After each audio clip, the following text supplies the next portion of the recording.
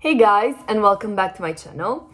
This video was a really popular request, and it is how to stop obsessing over another person, over an ex, over someone you're in a situationship with, over someone you've dated for a week but then they ghosted you. So this works with kind of anyone.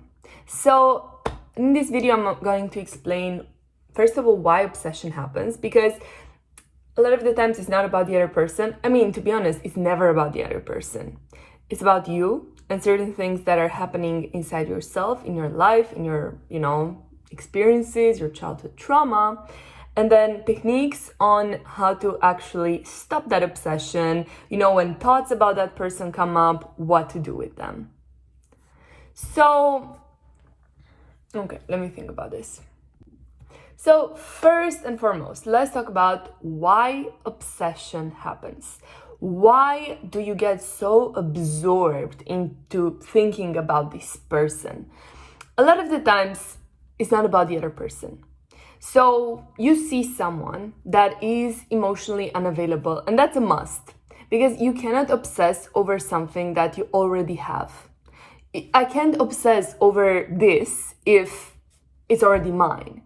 It has to be somewhere far away, kind of like within my reach, so not impossible to obtain, but not available to me somehow. So this person is maybe, emotionally unavailable, or in a relationship, or in another country, or there's something to block you from being with them. Now, I'm gonna get really deep, so this isn't for everyone, because I'm gonna go a bit into your childhood trauma. But if you're obsessing over someone that isn't available to you, it's like a forbidden fruit, that usually comes from a form of escapism. You're trying to escape.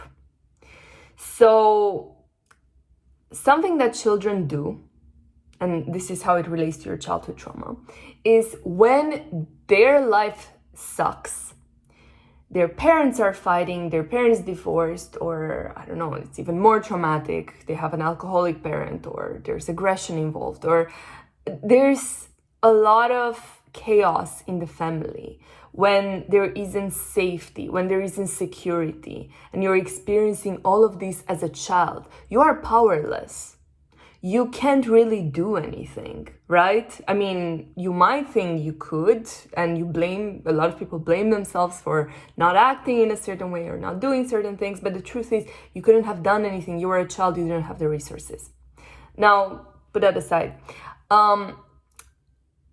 When you can't do anything, a lot of children, what they do is start fantasizing. They find a way to escape their reality. So they engage in escapism. So a lot of children will start fantasizing about a better life, about, someone to come save them. The Cinderella complex, this is really popular. Or, about how the ideal life would be like. And a lot of that, fantasy, escapism, a lot of people, most people project it in romantic relationships, because romantic relationships really bring on those same triggers and feelings and a similar kind of intimacy that we had with our mother and father when we were really young, when we were babies. Like that love, that intimacy, that closeness, that attachment, we experience it once again in romantic relationships. So it's natural that a lot of triggers will come up, when you are in a romantic partnerships. But if your attachment was really disorganized, if, your parents weren't able to give you that security and form a healthy attachment with you, you don't know what a healthy attachment means until, you go to therapy and learn about it and so on. But most people who don't have access to these resources or haven't watched this YouTube video, they will have this unhealthy attachment style that they learned from their childhood, and they will project it in their romantic relationships.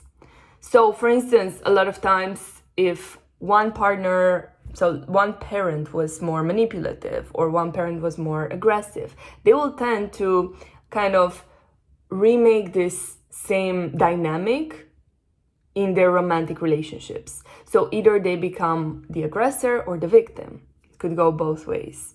Or they can manipulate because that's what they learned. Or, they will, if they didn't have closeness, they will also look for distance partners. But when it comes to obsession and choosing someone that's unavailable, someone you can fantasize about, a lot of the times is because as a child, you form this idealized version of love in your life. And as I said, you project it in romantic relationships. And the truth is, you will never find that idealized version of love in a true, real person. So, everyone is flawed. And this is something that maybe you understand theoretically, but in your mind, you're still looking for that Prince Charming, for that Cinderella, for that perfect partner to save you, for, I don't know, I've heard people say, oh, I'm looking for this millionaire that brings me flowers every day and treats me like a queen and will take me out of the misery and save me. Or, this is their fantasy. I mean, think about the most popular women's books, for instance, like 50 Shades of Grey or what is that movie, 364 Days. These are all scenarios in which there's this ideal man that comes and saves the woman from her boring, miserable life. So it's deeply rooted within our psychology. So basically, because you can't actually find that perfect princess, that perfect millionaire, that perfect alpha female, alpha male, whatever, in real life, because it doesn't exist, perfection doesn't exist. It's your fantasy, it's your idealization. Hollywood doesn't help either, trust me, books, fantasy books and Hollywood and all these perfect female and male characters that the authors create don't help, because it kind of feeds into that escapism, into that fantasy that you create in your life. And you think, if I don't have that, perfect romance, that crazy chemistry, those perfect butterflies, then there's something wrong and I must keep looking. But that's not realistic. That doesn't exist. People are flawed. All people are flawed. All people have their traumas, triggers. No one escapes childhood without some sort of trauma, even if you had perfect parents, maybe it was you were bullied at school, maybe it was, I don't know, your grandparents did something to you, it doesn't matter, but everyone is flawed in one way or another, or it's just not good for you. And bottom line, what happens is, because you can't find a real person that meets your fantasy and fairy tale, you will start projecting that fantasy onto someone that can't get too close to you. So you won't be able to project fantasy on someone that is really emotionally involved with you and you constantly talk to. It needs to be someone that's unavailable, that's wearing kind of like a mask where you can project whatever you want onto them, and maybe you don't have that much communication, so you have enough space and time to fantasize about them. I talked a lot about your childhood. Now let's move on to your adult life. Most people that obsess over others, that forms these obsessions, and I've noticed this in my coaching, in my everyday life. I used to be like this back in the day as well.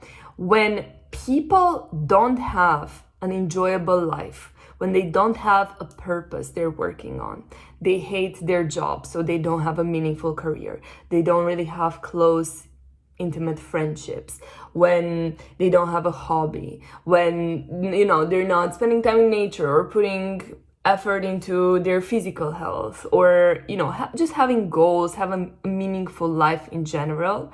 A lot of people that also don't have money. So I know a lot of women that cannot be able to take care of themselves, right? So in this situation, when your life to put it really harshly, sucks, and you don't have this meaningful life that gives you joy, a lot of people, because they have all these problems in their life, again, they will escape through a romantic obsession. It's a form of escapism from their own life, because a lot of people think, yeah, my life really sucks, but if I get in a relationship with this perfect person, they can take me out of my life.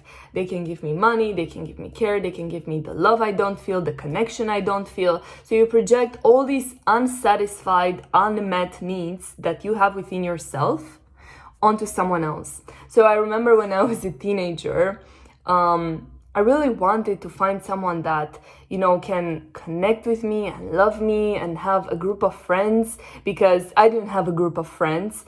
And I was feeling lonely. So I thought, but if I find a romantic partner, he's going to have a group of friends and I can enter in his group. And all these unmet, unsatisfied needs that I actually needed to work on, I was thinking, if I find the perfect person, then he's gonna meet all of these needs. He's gonna make me feel confident within myself. He's gonna make me feel worthy of myself. He's gonna do this and this and this and that.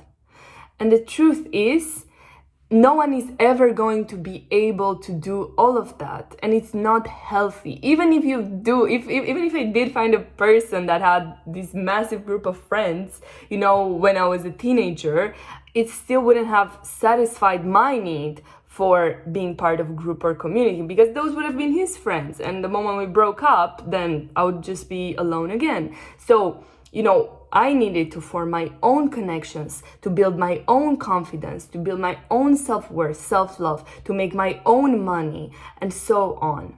Now, there's also an element of self-worth here, because as I said, obsession doesn't happen with people that are available to you. They must be emotionally unavailable. It must be someone you have to kind of fight for, to prove yourself to. And this ties into another concept I talk a lot on my channel about, which is like why we're attracted to emotionally unavailable people. A lot of it has to do with our own concept of our own self-worth. Because if, for instance, in your childhood, I know I'm going back to your childhood a lot, but most of your patterns come from there. So, there's nothing we can do.